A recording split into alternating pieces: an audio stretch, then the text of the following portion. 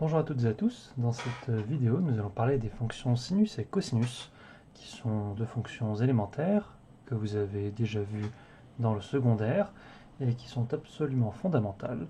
Vous les utiliserez tout le temps dans toutes les sciences et donc il est très important de bien connaître toutes les propriétés élémentaires de ces deux fonctions que nous allons voir dans ces deux vidéos. Alors nous n'allons pas construire vraiment ces fonctions, nous allons admettre leur existence et leurs principales propriétés. Tout ceci peut être défini proprement et démontré soit à partir de définitions géométriques, soit à partir de définitions analytiques, mais avec les outils de deuxième année. Alors, tout d'abord, un petit rappel sur le cercle trigonométrique. Donc, si on trace un cercle, voilà, ceci est un cercle parce que je le dis et pas parce que cela ressemble à un cercle. Donc si on prend un angle de mesure θ en radians, donc je rappelle qu'une mesure d'angle en radians c'est une longueur d'arc, ici θ, on a ici sur les axes, en abscisse ici le cosinus de θ et en ordonnée ici le sinus de θ. Donc, quelques, on va dire, propriétés, car on ne donne pas vraiment de définition. Donc, les fonctions cosinus et sinus sont deux fonctions définies sur R, à valeur toutes les deux dans l'intervalle -1, 1. Ce sont des fonctions dérivables de pi périodique.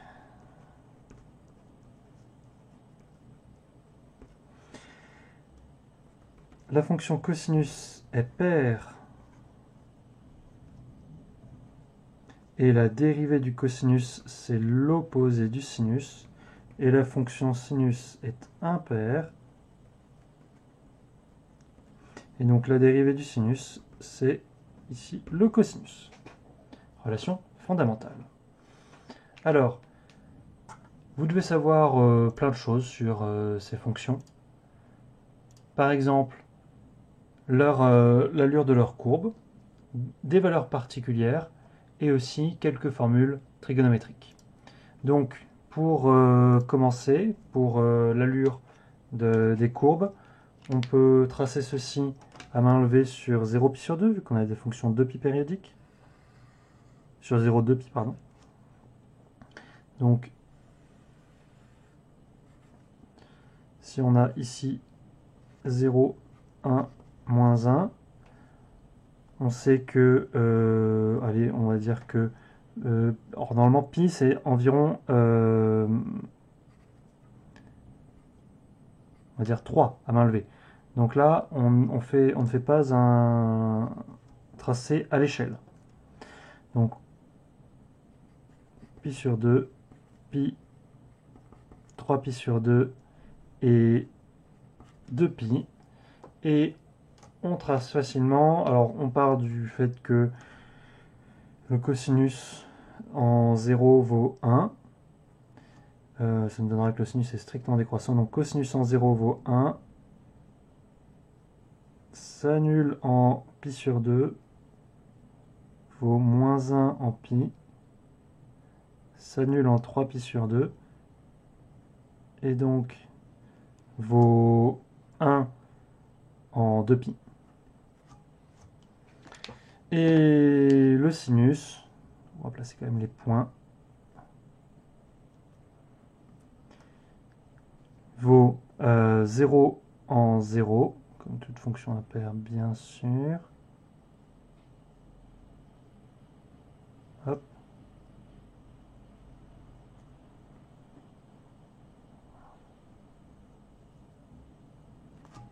Quelque chose comme ça, à peu près, même si ici ce n'est pas très joli. Et là on a le tracé du sinus.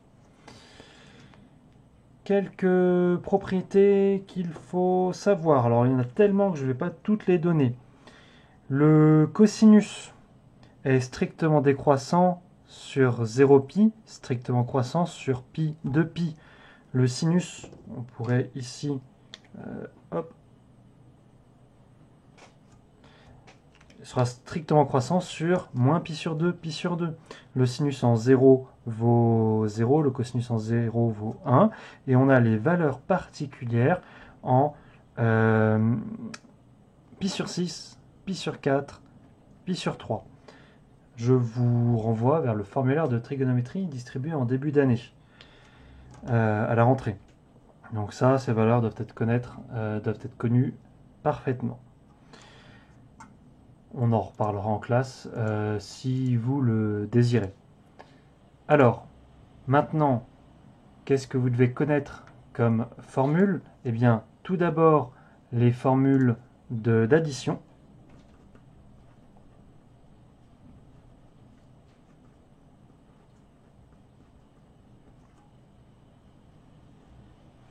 Donc, si on prend deux réels a et b, on a cosinus de a plus b égale cosinus de a, cosinus de b moins sinus de a, sinus de b, et sinus de a plus b égale cosinus de a, sinus de b, plus cosinus de b, sinus de a.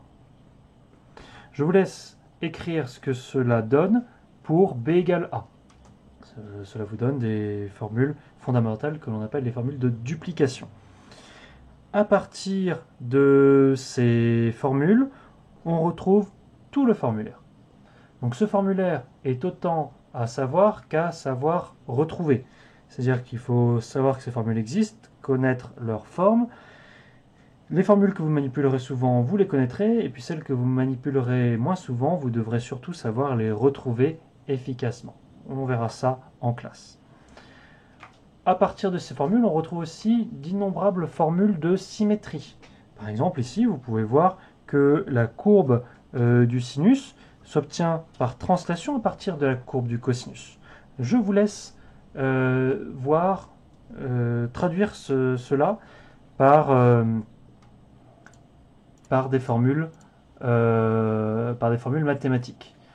On peut aussi observer certaines symétries. Donc je vais retourner pour faire un dessin. Si je dessine un quart de cercle trigonométrique,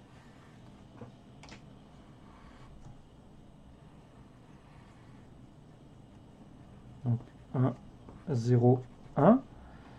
Si je prends ici une longueur d'arc x, que je prends son symétrique ici x, j'obtiens là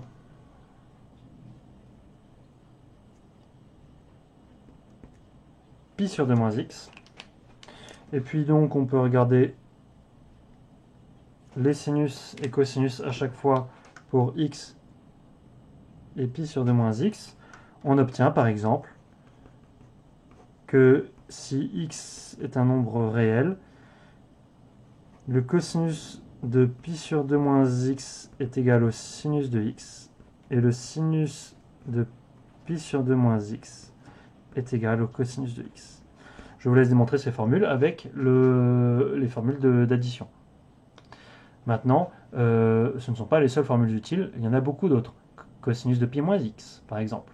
Sinus de pi moins x, cosinus de pi plus x, sinus de pi plus x, cosinus de pi sur 2 plus x, sinus de pi sur 2 plus x. Il y en a tellement qu'on ne va pas toutes les citer. Et enfin, il y a bien entendu la formule fondamentale qui vous dit que les points du cercle trigonométrique, c'est-à-dire cercle de centre l'origine et de rayon 1, sont exactement les points dont les coordonnées peuvent s'écrire comme un cosinus et un sinus. Donc, alors, on énonce juste un sens de cette proposition. Enfin, propriété. Si x est un nombre réel, la somme des carrés du cosinus de x et du sinus carré de x vaut 1. Alors, on pourrait en donner une démonstration à partir de tout ce que l'on a donné. Comment est-ce que l'on montre ceci? Bien, on veut montrer qu'une fonction est constante. Donc, on regarde la fonction f qui a x associe cosinus carré de x plus sinus carré de x, qui va de r sur r. Et puis, on sait que f est dérivable par opération sur les fonctions dérivables.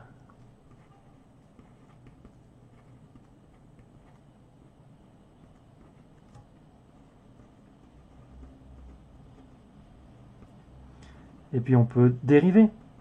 Si x est réel, on peut calculer f' de x. Donc on dérive 2 fois la dérivée du sinus, du cosinus, moins le sinus fois le cosinus, plus 2 fois la dérivée du sinus, c'est-à-dire le cosinus, fois le sinus. Ceci est nul. On a une fonction de dérivée nulle. Attention, on ne peut pas tout de suite dire que cette fonction est constante. Il faut bien préciser que comme r est un intervalle, f est constante. Comment déterminer cette constante?